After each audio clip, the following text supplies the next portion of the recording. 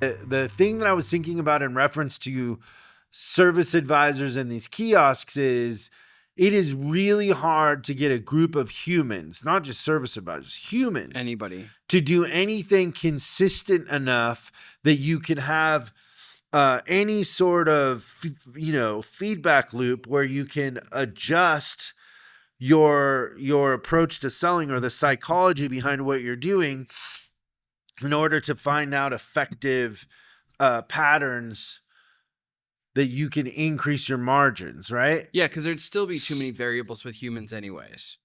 Like the kiosk actually makes it really, really factual. There's another thing that is, I think, a really big irritant for people, not just at McDonald's, but anywhere. And I think this is another thing why I think kiosks are kind of taking over is I would suggest that with kiosk, order accuracy is impeccable. Yeah, that too. There's no human error. So you're talking to a human. I remember, when I was younger, like it was just a guarantee that you get your bag out of the drive-thru and you just know something's not going to be there, right? Because they ordered it wrong or whatever, they input it wrong. But the kiosk thing makes accuracy even better too. So thinking about that from a service perspective. And then you know what the other thing is that there's no issues on volume because you just have to open kiosk. But you can add as many kiosks as you want, and if they're serving the customers as fast as the customers can put in their info, there's no limitations on how fast the kiosk or how many customers it can handle. Whereas service advisors, we found that past 14 a day, service advisors start to take shortcuts. They don't follow up. They don't have time to call customers. They don't have time to, call on the inspection sheet. There's a diminishing return on humans, where kiosks, not only will they present consistently, they also can handle as much volume as you throw at them. The humans become the limitation, right? Yeah. The kiosk could write 24 hours a day. Like there's a thing in the military with jets where human pilots are the limitation of how many G-forces they can handle, because they can design jets. They can turn and create more G-forces, but having a pilot creates a limitation in a sense.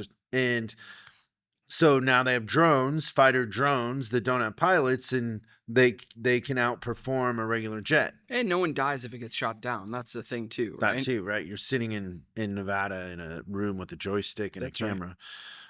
So I was thinking about that too. And then just in the sense, when I was writing service, I always thought about testing things. Like when a couple things that I can remember is when I got asked to do advisor training, I started to think about the difference between me and the other advisors that were there. Yep. And I just picked this one advisor, the lowest performing advisor. He could only write like 7 a day.